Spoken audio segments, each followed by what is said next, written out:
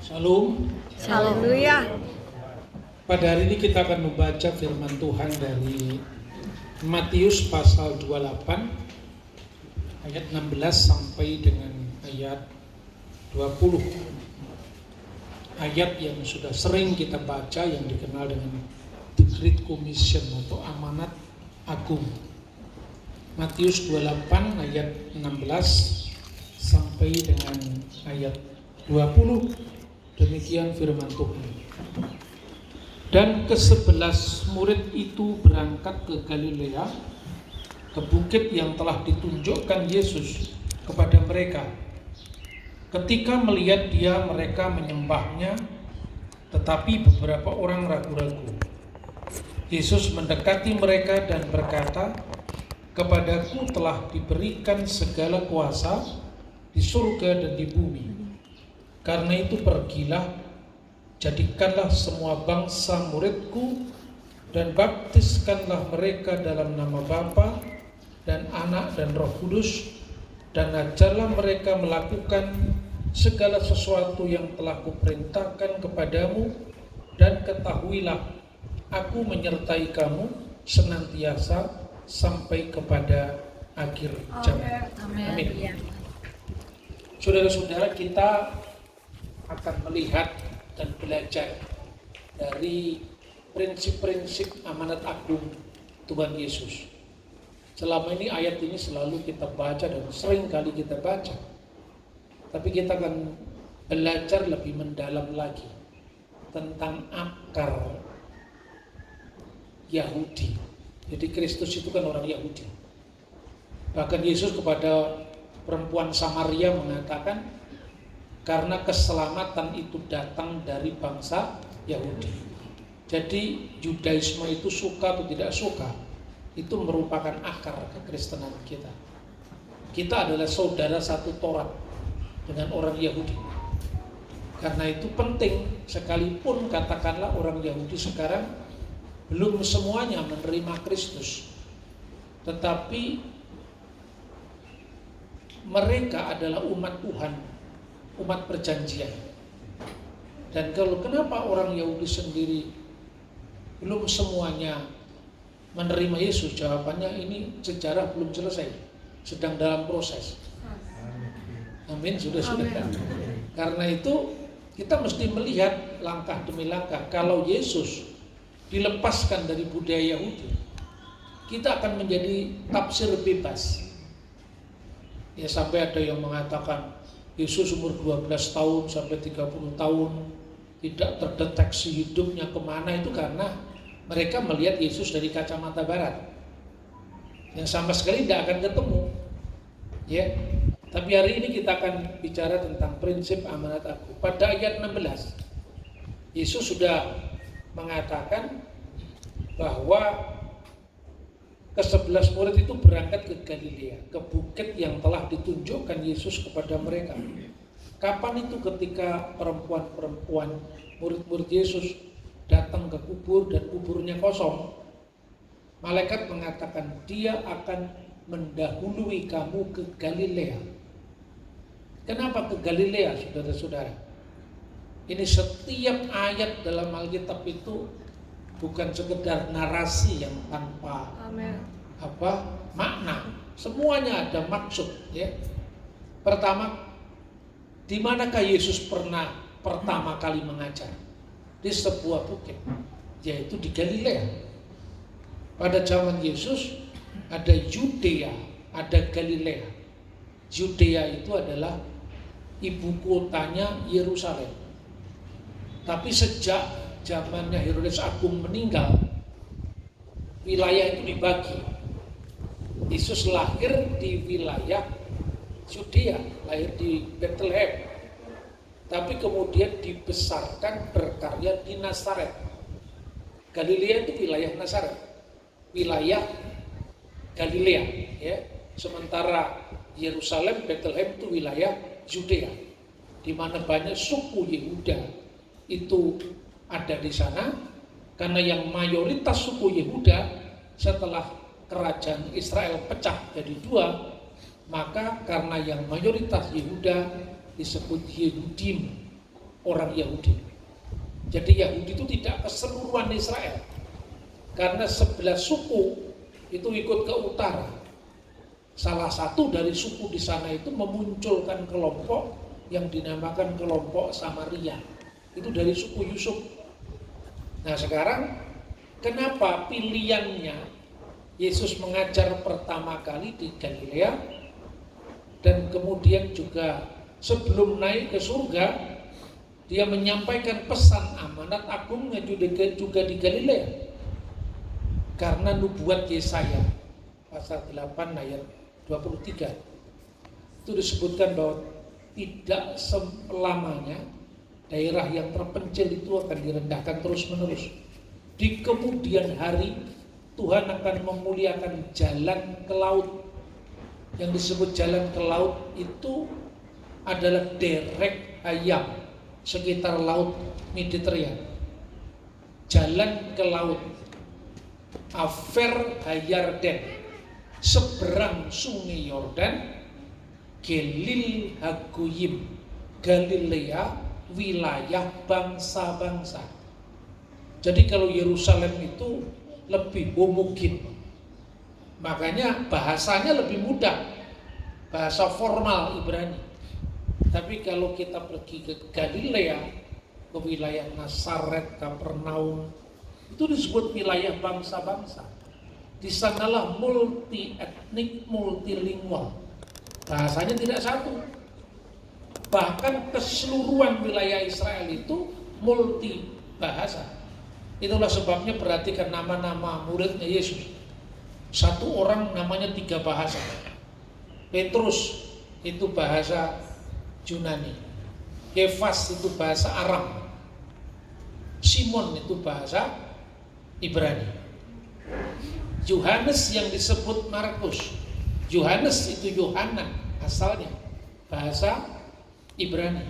Yang disebut Markus itu bahasa Latin. Artinya apa? Artinya ini memang multi etnik, multilingual. Di atas salib Yesus tertulis dalam berapa bahasa? 3 bahasa, Ibrani, Yunani, Latin. Ini nggak bisa dipahami oleh mereka-mereka yang suka usil menyerang kekristenan, yang mengatakan Yesus itu orang Yahudi, kenapa Injilnya bahasa Yunani? Iya kan? Karena mereka ini sebetulnya iman setengah jadi. Jadi akhirnya kalau nggak salah paham ya paham salah. Makanya iman Kristen itu harus melebihi kecerdasan orang rata-rata. Sebab kalau kita kecerdasan hanya rata-rata, kita ini menabur sedikit yang merusak lebih lebih banyak hamanya ketimbang benih yang ditaburkan. Karena apa? Ini eranya baru, tantangannya baru, lebih kompleks. Nah ini satu contoh saja. Kenapa Yesus harus memberikan amanat agung di Galilea? Karena itu berhubungan dengan ayat-ayat berikutnya, khususnya ayat ke-19. Setelah segala kuasa dilimpahkan kepadaku baik di surga dan di bumi, artinya berangkat dari otoritas ilahinya, maka Yesus mengutus, karena itu pergilah. Kata pergilah ini persis sama dengan apa yang disampaikan kepada Abraham ketika Abraham dipanggil. Pergilah, tinggalkanlah negerimu, tinggalkanlah rumah bapamu. Ini modalnya ketaatan, taat pada hukum perintah Tuhan. Jadi murid-murid juga diajar untuk taat. Pergilah dan jadikanlah semua bangsa muridku, dan baptiskanlah mereka dalam nama Bapa dan Anak dan Roh Kudus, dan ajarlah mereka melakukan segala sesuatu yang telah kuperintahkan kepada. Jaminannya Yesus akan menyertai sampai pada kesudahan zaman. Amin. Amin. Jadi sebetulnya di sini kalau kita kupas satu demi satu, Yesus berkata dalam cara pandang, cara pikir, paradigma sebagai orang Yahudi dulu. Kenapa? Saudara-saudara, ini sekedar pelajaran awal. Bagi orang Yahudi selain mereka punya Taurat tertulis, yaitu Kejadian, Keluaran, Imamat, Bilangan, Ulangan. Itu ada yang dinamakan Taurat lisan. Nah, kita orang Kristen tidak harus percaya semuanya, karena di antara banyak ajaran lisan itu ada yang sering diekstrimkan. Itulah yang disebut adat istiadat nenek moyang. Namun nenek moyang ini bukan nenek moyang orang pelaut, ini lain lagi. Ini nenek moyang yang diwarisi budaya yang sama dengan budaya Yesus. Jadi itu bisa kita saring, mana yang sesuai dengan ajaran Yesus, mana yang tidak. Nah, dalam konteks itulah setiap orang Yahudi, mau Yesus, mau Paulus, mau Petrus, semuanya punya yang namanya etika bapak-bapak bangsa. Itulah yang akhirnya dibukukan menjadi apa yang dinamakan Pirkei Avot. Pirkei Avot itu artinya etika para bapak bangsa. Misalnya, Taurat diberikan kepada Musa di Sinai, itu diajarkan. Memang Taurat diberikan kepada Musa di Sinai kan? Kibel Mose Torah Sinai. Taurat diberikan kepada Musa di Sinai. Wimissaruha li Yehosua, dan diwariskan, diterus sampaikan, diberikannya kepada Yosua. Dari Yosua kepada para bapak bangsa, ya, jumlahnya 70 tua-tua. Dari 70 tua-tua skenim lenebim kepada nabi-nabi. Dari nabi-nabi leanse kneset hagetulah kepada hakim di mahkamah agama. Maka Yesus selalu mengajar, kamu telah mendengar hukum nenek moyang. Itu artinya apa? Hukum dari bangsa Israel yang diberikan, diterus sampaikan tanpa putus dari Yesus kepada murid-muridnya kalau Kristen.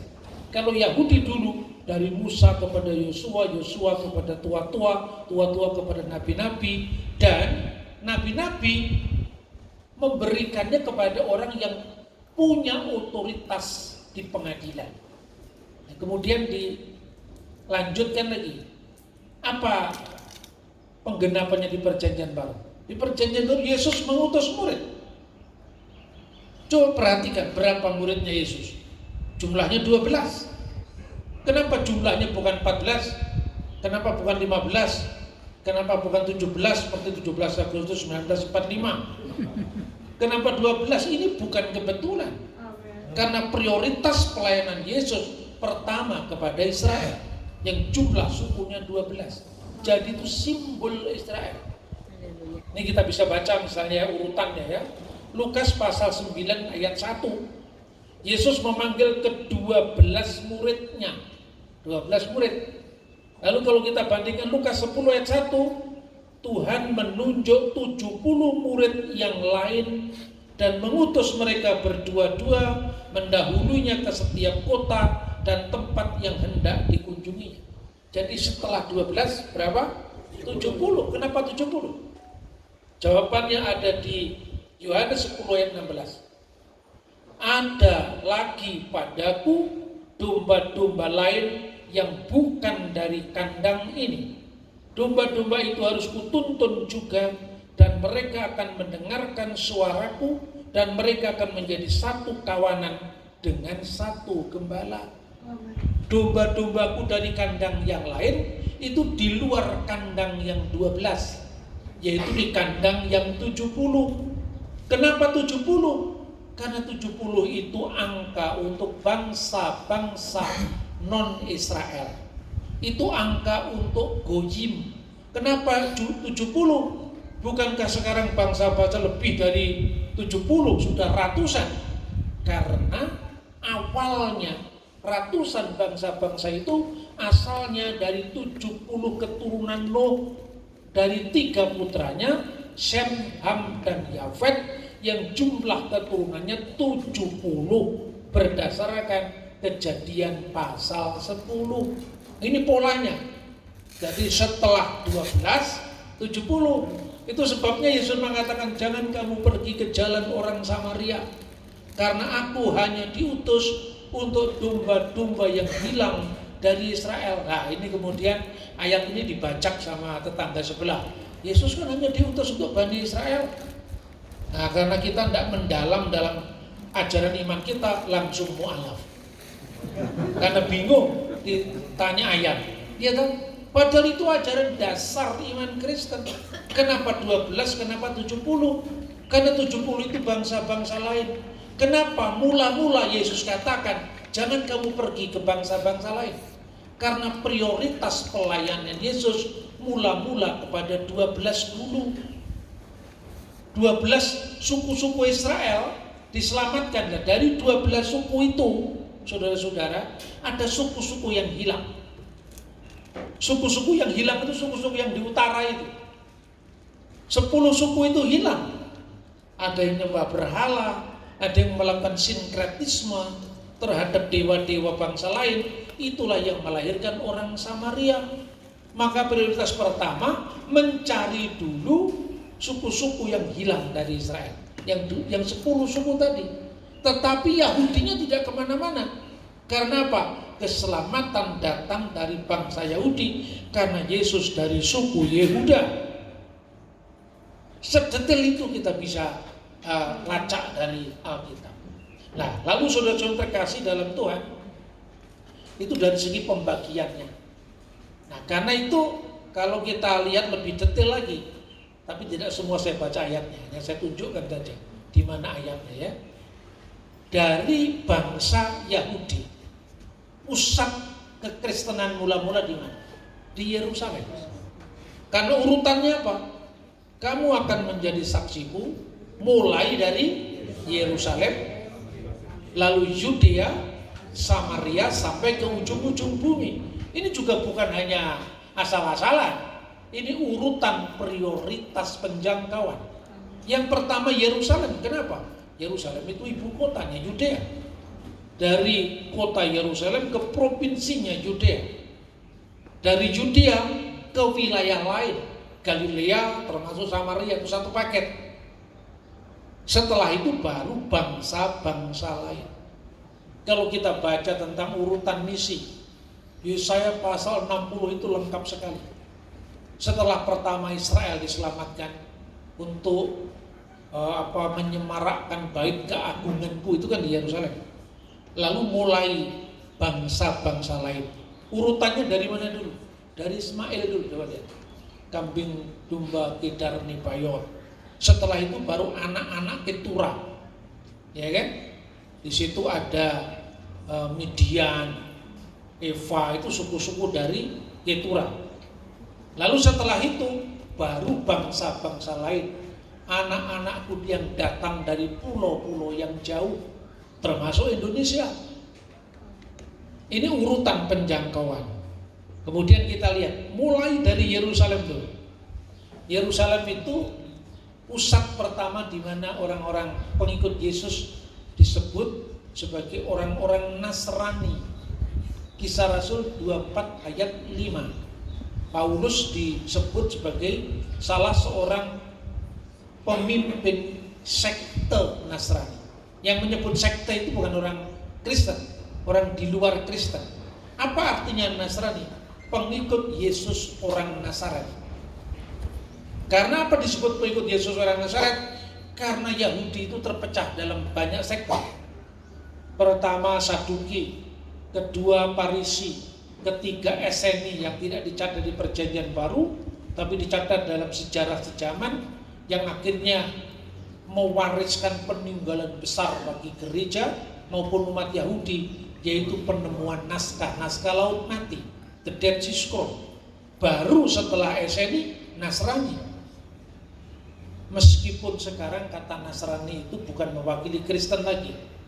Karena apa? Sejak abad keempat, kata Nasrani dibajak oleh bidat yang muncul di sekitar negara Arab, yang itu tidak mewakili kekristenan mula-mula, tapi sudah merupakan penyimpangan dari kekristenan yang sejati. Itulah orang Nasrani. Tapi Nasrani itu mula-mula identitas untuk orang-orang Kristen keturunan Yahudi yang ada di Yerusalem. Apakah orang Kristen pertama kali menyebut diri mereka Kristen? Tidak juga. Karena konsep atau terminologi agama itu tidak penting bagi Kristen. Karena itu jangan berharap inilah agama yang terbaik, yaitu Kristen, nggak akan ada. Kenapa itu sering saya sampaikan? Karena kita ini sering diteror menurut cara pandang agama lain. Itu nggak fair. Kalau saya ditanya, Yesus agamanya apa? Pertanyaan itu keliru, karena itu nggak terkait dengan sejarah kekristenan. Jadi soal agama itu, orang Kristen sendiri apa menyebut diri pertamanya Kristen? Tidak. Mereka menyebut diri jalan Tuhan. Kenapa disebut jalan Tuhan atau pengikut sang jalan? Karena Yesus sendiri yang berkata, akulah jalan dan kebenaran dan hidup. Yang diberitakan Yohanes Pembaptis mempersiapkan jalan bagi Tuhan. Maka disebut orang-orang pengikut Yesus itu jalan Tuhan, yang kemudian oleh orang-orang di luar pengikut Yesus disebut sekte Nasrani. Lalu ini isinya orang-orang Yahudi yang ikut Yesus. Lalu yang kedua, ketika Injil diberitakan, Yesus katakan, jadikanlah semua bangsa, termasuk bukan Yahudi. Bukannya Yahudi jadi prioritas pertama tadi yang 12, baru yang 70. Setelah Yesus mau bangkit itu baru dia katakan, kabarkan Injil atau jadikanlah semua bangsa muridku, semua bangsa, pantata etni. Dan yang pertama kali bangsa-bangsa lain mengikuti Yesus, pusatnya di mana? Di Antiokhia. Karena untuk pertama kalinya murid-murid Yesus disebut Kristen itu di Antiokhia. Kisah Rasul 11 ayat 26. Nah ini sistematiknya. Jadi Yerusalem, Antiokhia. Yerusalem itu dibagi dua lagi. Loh kan rumit kan? Tapi ini cara Tuhan bekerja. Bukan sekedar asal-asalan, bukan sekedar tanpa metode, tapi dengan pertimbangan-pertimbangan. Makanya pentingnya manajemen di sini. Bagaimana pembagiannya? Di antara orang-orang Yahudi itu ada yang sudah menerima bahasa Yunani. Kapan itu terjadi? Ketika Alexander Agung menguasai Timur Tengah 3 abad sebelum kelahiran Yesus. Makanya Alkitab sudah diterjemahkan dalam bahasa Yunani yang dikenal Septuaginta. Nah, Septuaginta itu mulai nama Yesua diterjemahkan Yesus, ya kan? Jadi tidak usah protes. Yesua Hamasyah itu yang paling asli. Nah, semuanya asli. Yesus ya asli, Kristus ya asli. Makanya kalau belajar mainnya yang jauh. Jangan kemudian kita lebih Yahudi ketimbang orang Yahudi. Seolah-olah kalau bukan Yesua Hamasyah tidak sah. Lu pangkatmu itu apa sampai mengatakan tidak sah? Karena Roh Kudus sendiri mengizinkan Injil ditulis dalam bahasa Yunani. Dari awal, bukan misalnya Sefer Toledot Yesua Hamasyah, bukan, tapi the book generation itu dikatakan dengan bahasa Yunani, Yesus Kristus, Biblos Geneseos, Yesus Kristus. Jadi dua-duanya. Karena apa? Kisah Rasul pasal 6 ayat 1. Jemaat Yerusalem sendiri itu kan terjadi ketika perselisihan soal pembagian diakonia. Itu di Kisah Rasul 6 ayat 1. Antara siapa perselisihan itu? Sesama anggota jemaat Yerusalem. Antara orang-orang Yahudi yang berbahasa Yunani dan orang Ibrani. Orang-orang Yahudi yang berbahasa Yunani itu orang-orang Yahudi yang besar lahir di luar Yerusalem. Siapa contohnya? Contohnya Barnabas, Lukas, Markus, Stefanus. Itu orang-orang Yahudi di luar Yerusalem. Itulah sebabnya ketika sejarah gereja ini nantinya Petrus pergi ke Bitinia, Asia Kecil, memang pakai bahasa apa? Ayo dipikir pakai bahasa apa? Apa bahasa Ibrani? Di sana nggak pakai bahasa Ibrani, bahasa Yunani. Lebih ke barat lagi, bahasanya Latin. Makanya Petrus memakai juru bahasa penerjemah. Siapa penerjemahnya? Markus. Namanya aja keren, nama Latin. Kalau saudara-saudara hidup di Tomohon, namanya Pinkan itu pasti orang asli. Tapi kalau namanya sudah Albert, namanya apa John atau apa, itu sudah Agustin, ya sudah pakai bahasa asing kan. Itulah pola kerja Tuhan dari awal. Maka kita bisa sangat cermat menilai bagaimana teks-teks dalam kitab suci sendiri. Ya. Apakah persoalannya Petrus keberatan kalau saya bukan Kristen, saya pengikut jalan Tuhan? Enggak keberatan. Makanya Petrus katakan dalam suratnya, lebih baik kalaupun kita menderita, tapi menderita sebagai orang Kristen. Kepada Paulus, Felix mengatakan, hampir-hampir kau yakinkan aku sebagai orang Kristen. Apa Paulus mengatakan, bukan, saya bukan Kristen, tapi saya pengikut jalan Tuhan? Enggak juga. Itu artinya apa? Nama agama itu tidak pernah penting dalam Alkitab. Yang penting adalah kita pengikut sang jalan. Dan sang jalan itu adalah jalan dan kebenaran dan hidup. Dan tidak seorang pun yang sampai kepada Bapa kalau tidak melalui aku. Nah kalau soal agama itu kan kebutuhan sosiologis ya. Karena kita ngumpul untuk membedakan yang Hindu ya, ini penyembah Yesus, itu Kristen. Itu siapa? Pengikut Yesus dari Nazaret, Nasrani kan gitu kan. Ini beda dengan agama Islam, beda. Kalau agama Islam inilah Islam, agama yang kusempurnakan, itu bukan urusan kita, itu urusan mereka. Tapi janganlah mengukur kekristenan dari ukuranmu, karena kekristenan beda dengan Islam, gak usah disama-samakan. Kita memang berbeda. Tidak usah kita supaya mirip-mirip Islam supaya diterima. Kita memang bukan Islam. Lain lagi kalau asalmu dari Syria, dari Mesir, memang bahasanya Arab sebelum zaman Islam, itu lain lagi.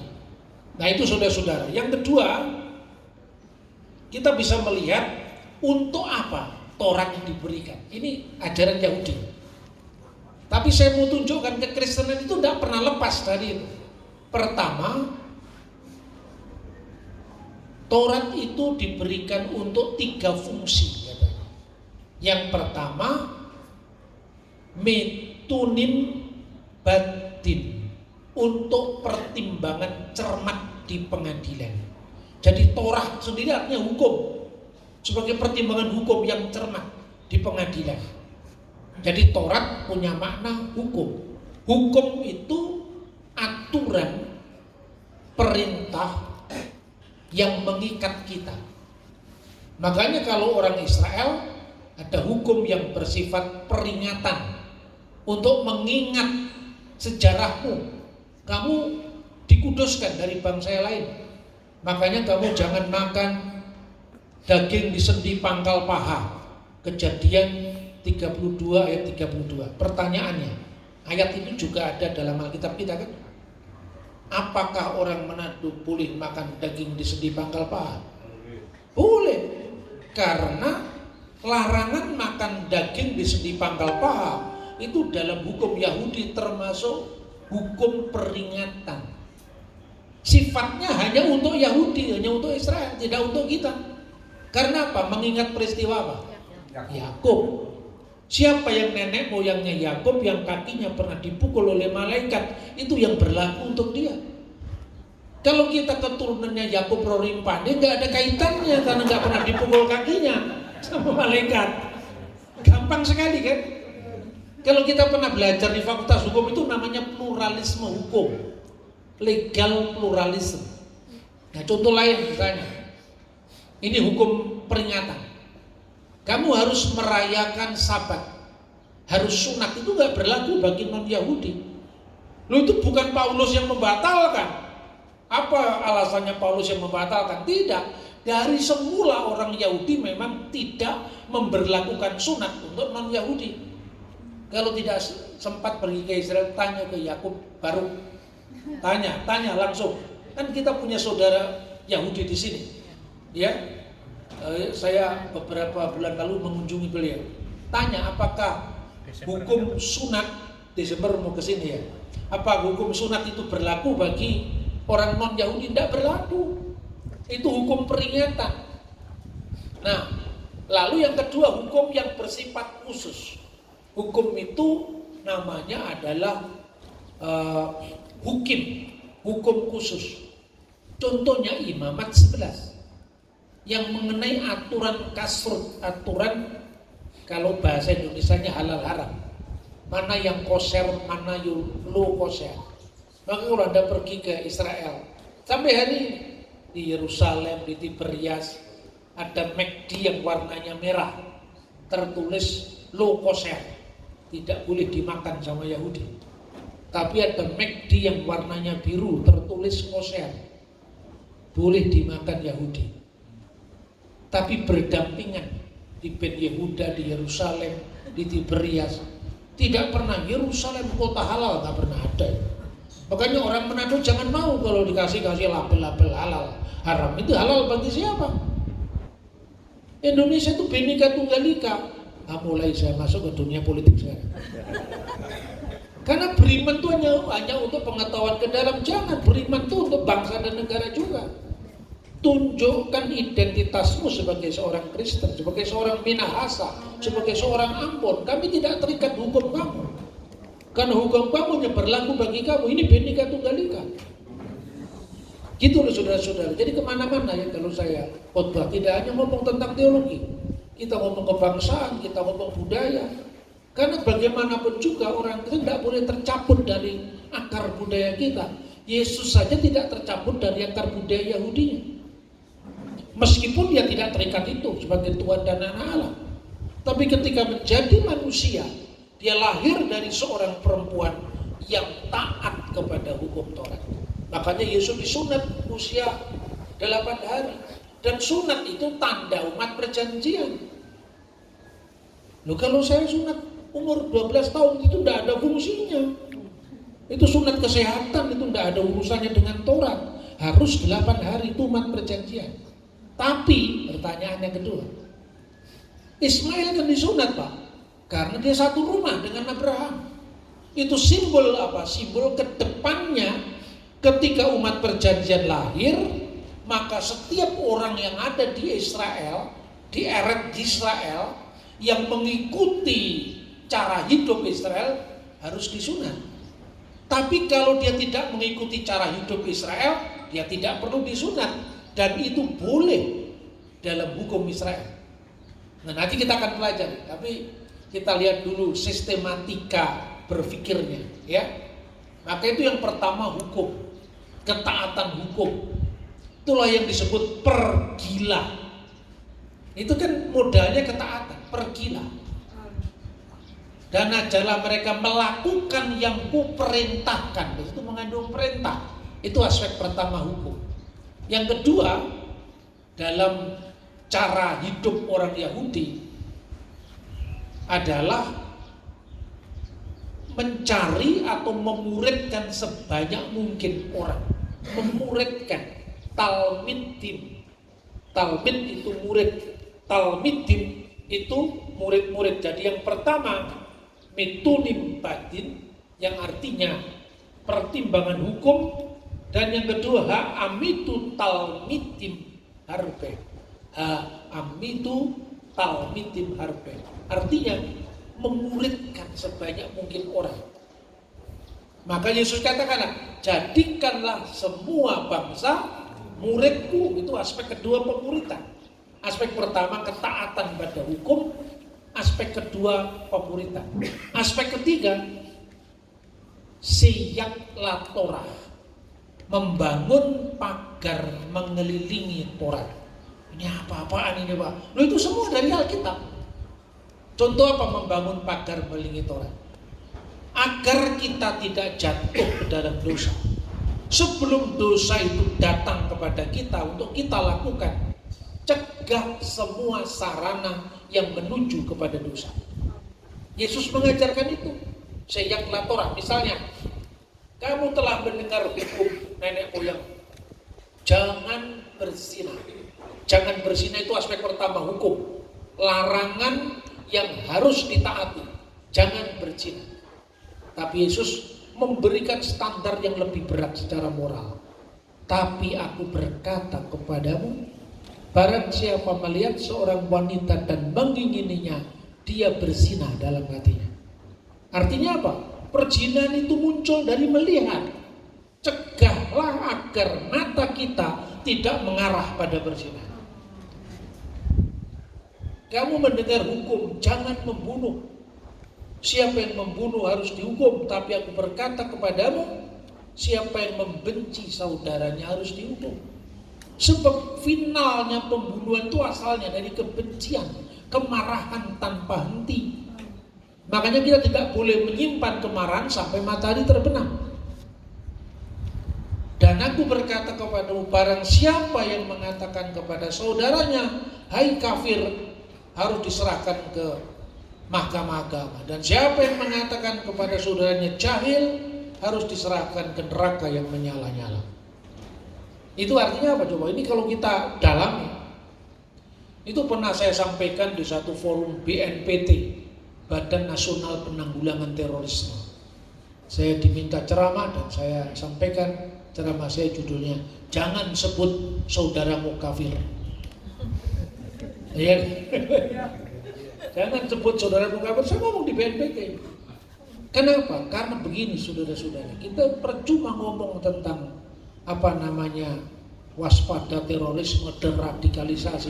Akar dari terorisme itu asalnya dari mana? Dari kebencian. Tapi bukan sekedar kebencian.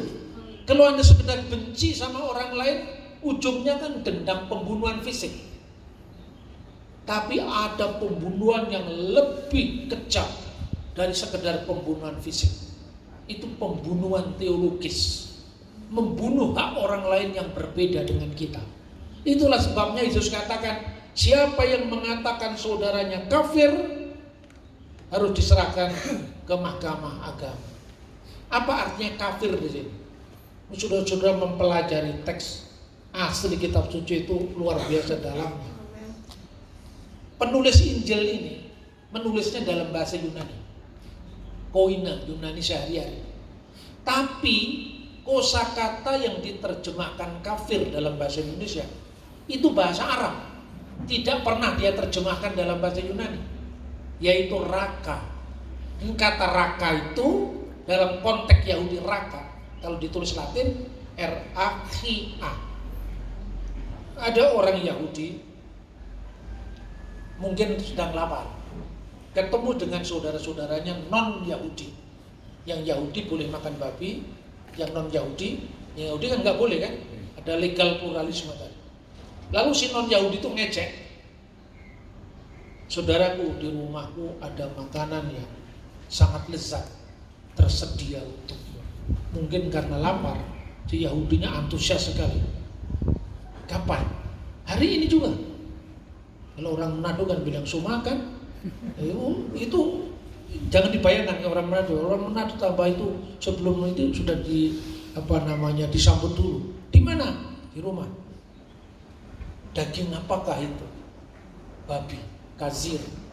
Marah Yahudinya. Lalu mengatakan apa? Raka. Kafir, tak sepantasnya orang terpilih sepertiku makan satu meja dengan bangsa yang tidak terpilih seperti itu. Jadi caci maki teologis. Meskipun itu asalnya dari ejekan, dibalas ejekan, itu telah menimbulkan jarak pemisah antara Yahudi dan bukan Yahudi. Dan itulah yang dimaksudkan Rasul Paulus dalam suratnya kepada orang Efesus, tembok pemisah yang runtuh karena penyaliban Yesus. Karena tidak ada lagi perbedaan antara Yahudi dan bukan Yahudi. Itu kata raka. Lalu yang kedua, siapa yang mengatakan kepada saudaranya jahil? Itu bukan jahil bahasa Indonesia sebetulnya. Jahil itu artinya durhaka. Kemudian itu intinya gini, mencuri kemuliaan nama Tuhan. Kata itu dipakai untuk apa? Ketika orang Yahudi bersungut-sungut di padang gurun, lalu mereka protes kepada Musa. Kita dibawa ke sini tidak ada makanan, tidak ada minuman. Marah dia. Lalu Harun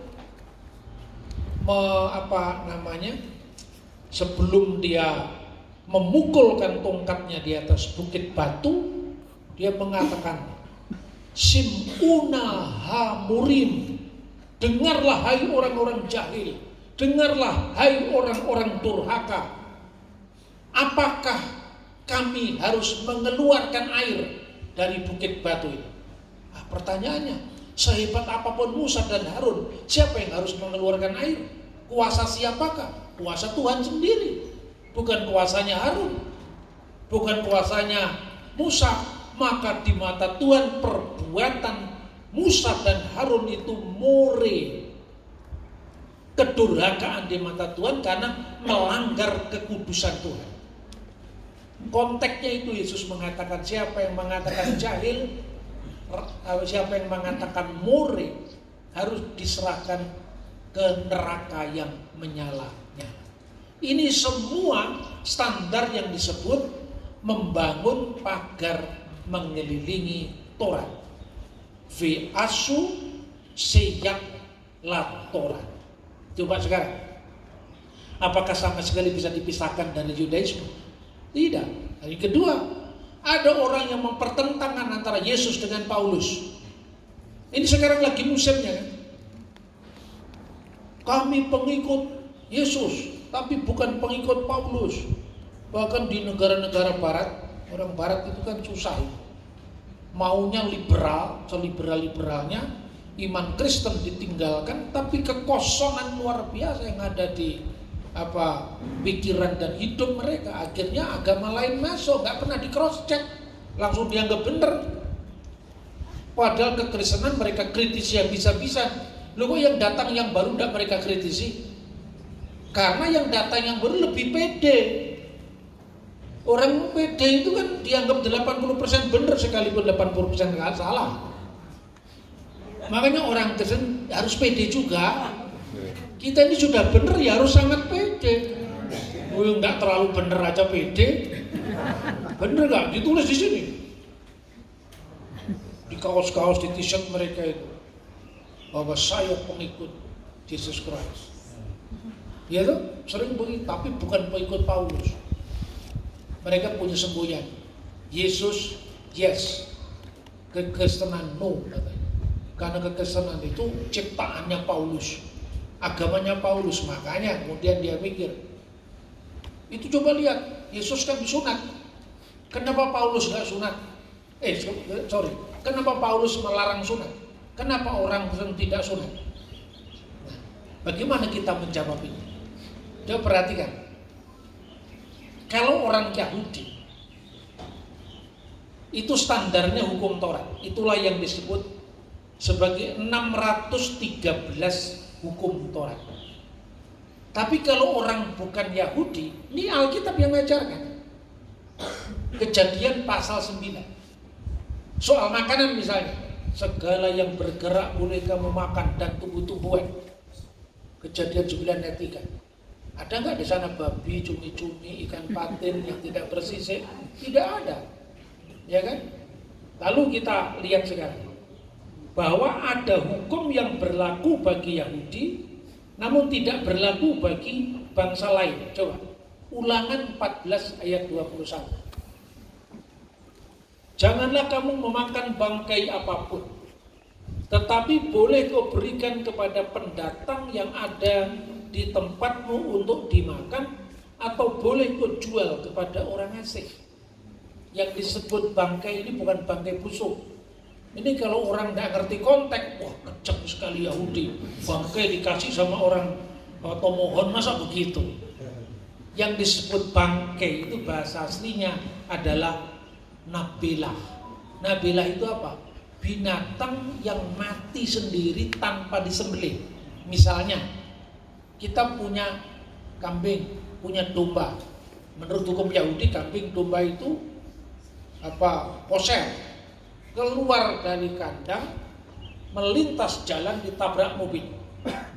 Dagingnya masih segar, tapi kan tidak disembelih atas nama Tuhan. Itu tidak boleh dimakan sama Yahudi, tidak boleh dimakan sama Israel. Karena kalau dimakan sama Israel harus disembelih atas nama Elohe Israel. Itu namanya bangkai, nebela. Nggak boleh dimakan sama orang Israel. Tapi anehnya, boleh kau berikan kepada pendatang yang ada di tempatmu. Pendatang itu ger. Ger itu adalah orang asing. Base areka yang ada di pintu gerbang. Atau kalau kita tidak mau rugi, jualah kepada orang asing, kepada orang nokrim. Artinya apa? Orang asing boleh makan nebela. Orang Yahudi tidak boleh makan. Artinya apa? Hukum yang berlaku bagi Israel beda dengan hukum yang berlaku bagi orang asing. Nah, seandainya orang asing itu kemudian mau masuk imannya Israel, caranya bagaimana? Caranya disunat. Makanya perhatikan sekarang, kita baca ayatnya lagi. Ini kita mesti banyak baca ayat seperti ini supaya kita jelas aturannya. Sebab kita ini baca perjanjian lama itu kan hanya baca sejarah sambil lalu. Bahkan kadang-kadang sambil lari aja kita baca itu. Kita nggak tahu itu konteksnya apa, ya kan? Ada yang bypass langsung perjanjian baru. Karena kita zaman anugerah, zaman kasih karunia, Taurat tidak perlu lagi, ya itu kacau itu. Itu lupa akar, itu makanya terus tafsir bebas, nggak karu-karuan. Coba kita baca, Keluaran 12 ayat 48.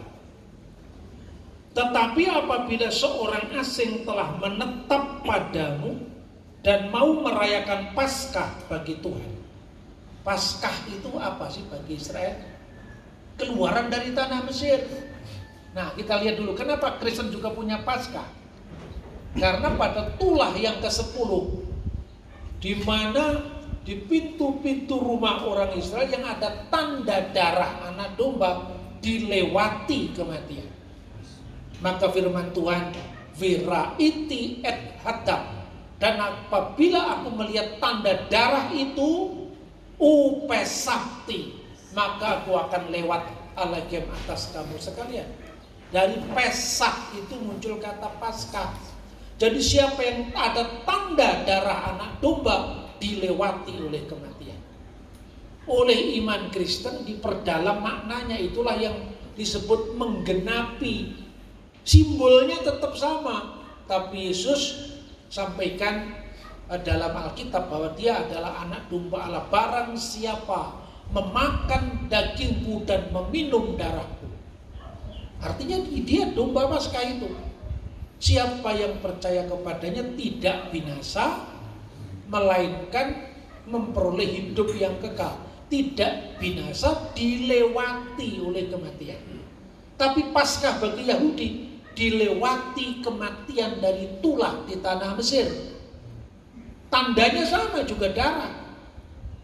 Nah, berarti kalau dia keluar dari tanah Mesir, diselamatkan dari kematian, diselamatkan dari perbudakan, dia sudah masuk jadi anggota Eret Israel, anggota umat Israel.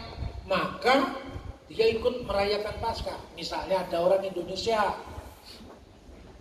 apa kita turut Paskahnya Yahudi? Enggak lah, Paskah kita 17 Agustus 1945. Karena kita enggak dibebaskan dari tanah Mesir, kita dibebaskan dari Belanda. Apa urusannya dengan Paskah Yahudi? Makanya Tuhan kasih Paskah yang universal. Bukan hanya Paskah di tanah Mesir, tapi Paskah pembebasan dari dosa-dosa itu sifatnya universal. Nah, tapi kalau kita runut dari konteks Yahudi, apabila seorang asing menetap padamu dan mau merayakan Paskah bagi Tuhan, berarti kan jadi Israel, jadi beriman Israel. Maka setiap laki-laki yang bersama-sama dengan dia harus disunat. Wajiblah disunat, barulah ia boleh mendekat untuk merayakannya. Ia akan dianggap sebagai orang asli, tapi tidak seorang pun yang tidak bersunat boleh memakannya. Ayat 49 ini penting.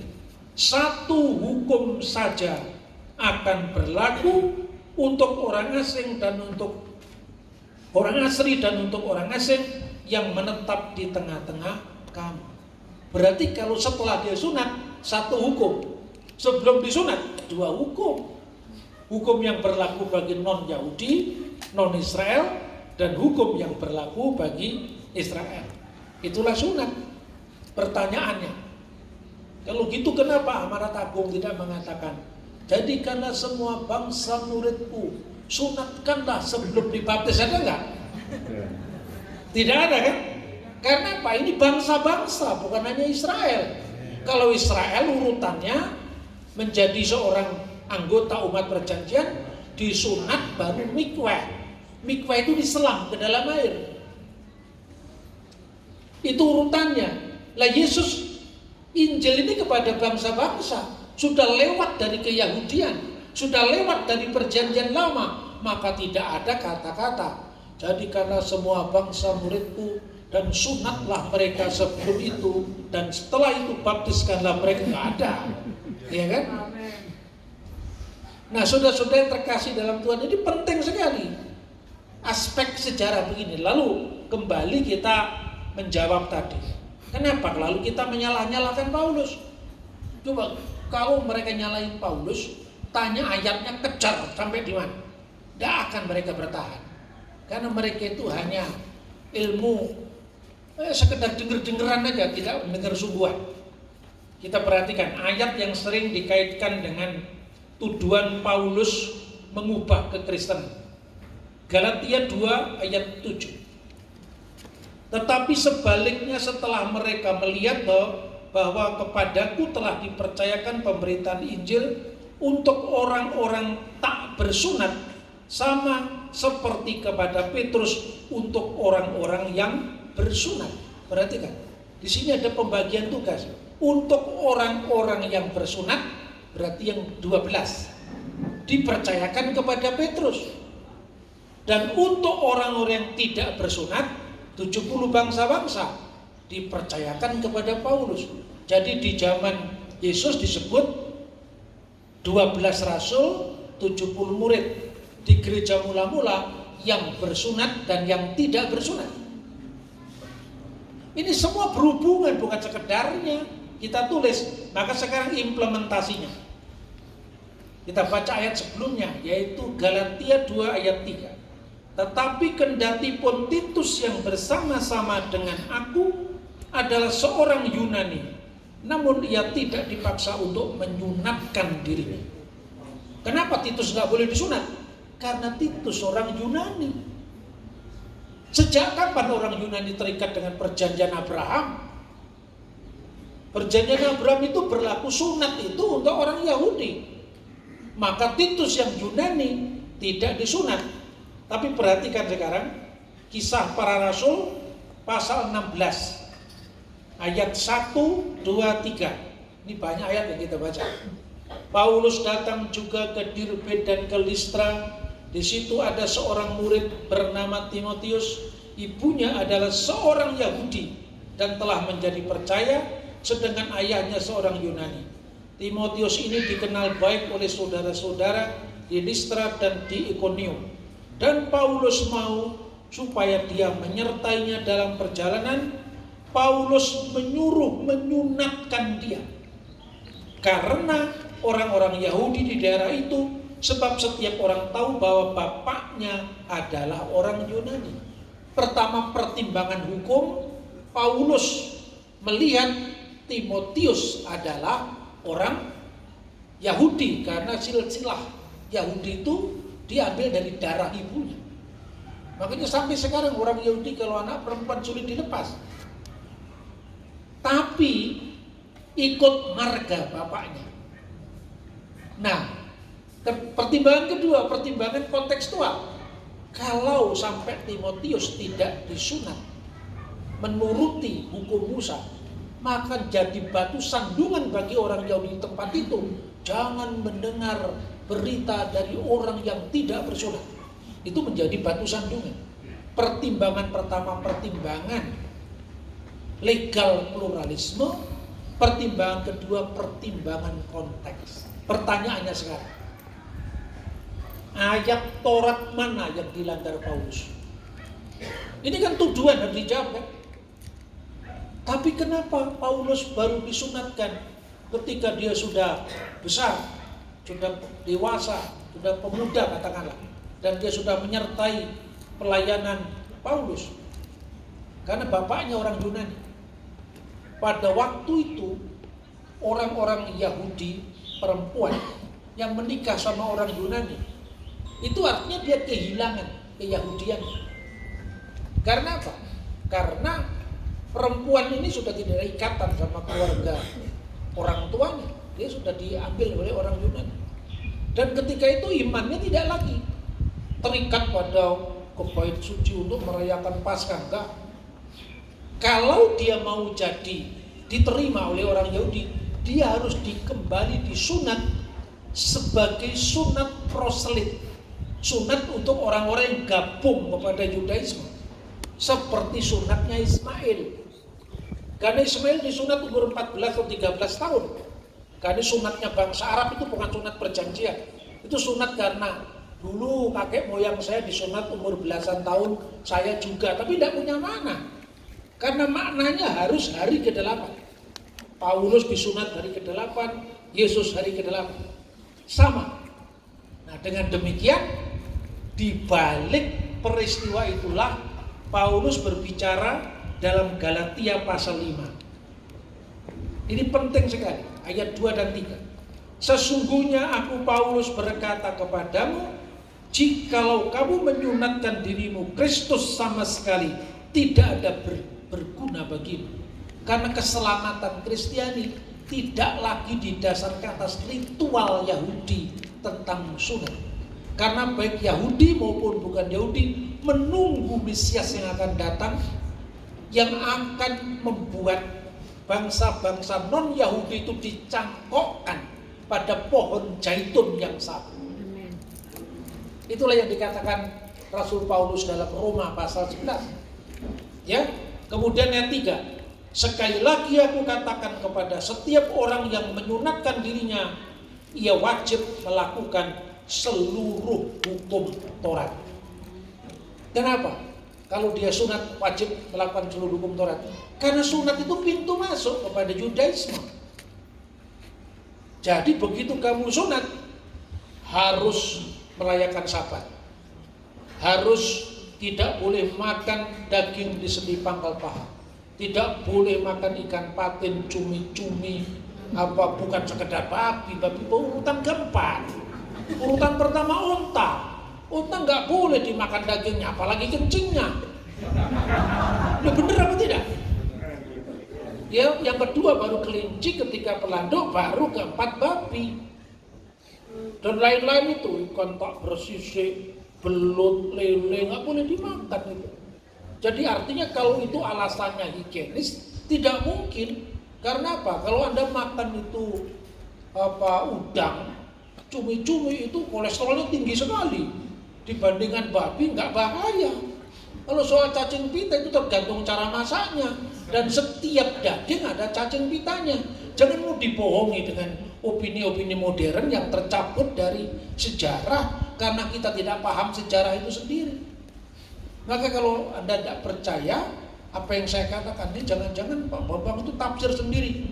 Ya Anda baca itu tafsiran Yahudi. Di situ ada website namanya Sefaria. Itu kan bisa dibuka itu dari Targum, Talmud semua.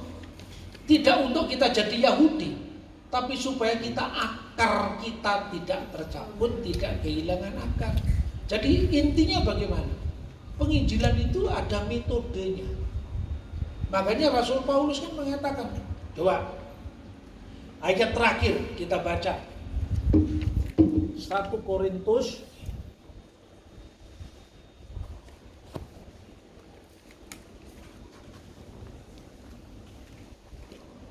pasal 9 ayat 20. 1 Korintus pasal 9 ayat 20 dan 21. Demikian bagi orang Yahudi, aku menjadi sama seperti Yahudi, supaya aku memenangkan orang-orang Yahudi. Bagi orang yang hidup di bawah hukum Taurat, aku menjadi seperti orang yang hidup di bawah hukum Taurat. Sekalipun aku sendiri tidak hidup di bawah hukum Taurat, supaya aku dapat memenangkan mereka yang hidup di bawah hukum Taurat. Bagi orang yang tidak hidup di bawah hukum Taurat, aku menjadi seperti orang yang tidak hidup di bawah hukum Taurat, sekalipun aku tidak hidup di luar hukum Allah, karena aku hidup di bawah hukum Kristus, supaya aku dapat memenangkan mereka yang tidak hidup di bawah hukum Taurat. Sebenarnya saudara-saudara, dalam teks aslinya di sini ada 3 klasifikasi, bukan sekedar 2. Yang pertama, Judaios, orang Yahudi secara darah. Jadi teksnya tois Judaios, hos Judaios. Dengan orang-orang Yahudi secara darah, aku seperti Yahudi. Itu artinya gini, dengan orang-orang Yahudi, aku pun Yahudi seperti mereka. Kurang apa aku ini? Disunat usia 8 hari, dari suku Benyamin. Aku sangat bergiat dalam hukum Taurat. Aku penganiaya jemaat jalan Tuhan. Kurang apa? Tapi saya tinggalkan. Jadi Paulus mau katakan, di depan orang Yahudi atau dengan orang Yahudi, aku pun Yahudi seperti mereka. Lalu yang kedua, dengan orang-orang yang tunduk atau di bawah hukum Taurat, itu digunakan kata-kata hiponomon. Hipo itu di bawah. Hiponomos atau hiponomon, orang-orang yang tunduk terikat pada hukum Taurat, artinya apa? Para legalis Yahudi yang sering serang Yesus. Mereka menyalahkan Yesus karena Yesus menyembuhkan orang pada hari Sabat. Lalu apa jawaban Yesus?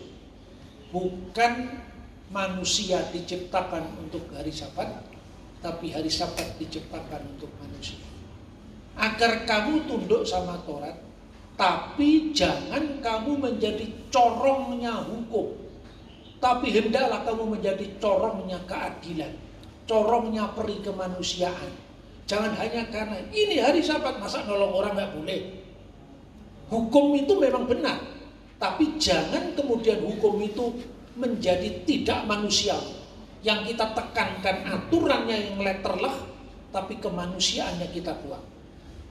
Tapi menghadapi orang-orang yang berperilaku seperti ini, aku seperti mereka.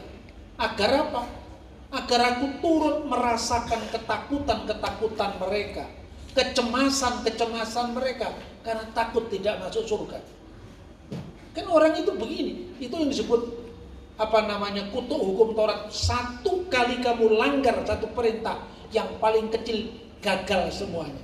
Tidak ada sistem SKS. Pokoknya kalau satu gagal tidak naik kelas, pulang. Itu maknanya legalisme. Makanya dalam konteks ini Paulus mengatakan kutuk hukum Taurat. Ini dari perjanjian lama. Dan barang siapa tidak menegakkan satu hukum itu terkutuklah. Nah kalau semua orang harus sempurna, mana yang bisa masuk surga? Lalu orang ini ketakutan, jangan-jangan saya tidak masuk surga, makanya dibuat seperti kelihatan saleh di depan orang. Paulus turut merasakan kecemasan mereka, supaya mereka diselamatkan bagi Kristus. Baru yang ketiga, itu tidak lagi digunakan kata hiponomon, tapi digunakan kata-kata anomois. Tois anomois, hos anomos.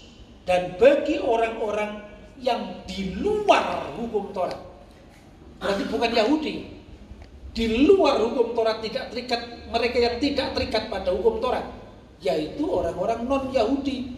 Seperti contohnya Titus tadi, aku seperti mereka, aku tidak memberlakukan mereka harus sepertiku yang taat pada hukum Yahudi, tapi mereka tidak boleh kuberlakukan hukum yang berlaku bagi kami orang Yahudi. Itulah saudara-saudara, maka Paulus disebut rasul bagi orang yang tidak bersunat.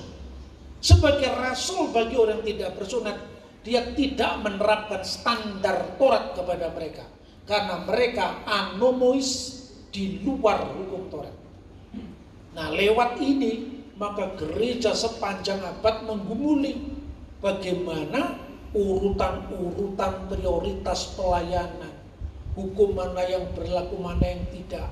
Maka dengan demikian, jangan lagi orang mengatakan, orang Kristen kenapa makan babi? Yesus tidak makan babi, Paulus tidak makan babi. Jawabannya bukan, itu sudah dibatalkan. Enggak, Taurat nggak pernah batal. Bukan dibatalkan, memang sejak dulu tidak berlaku.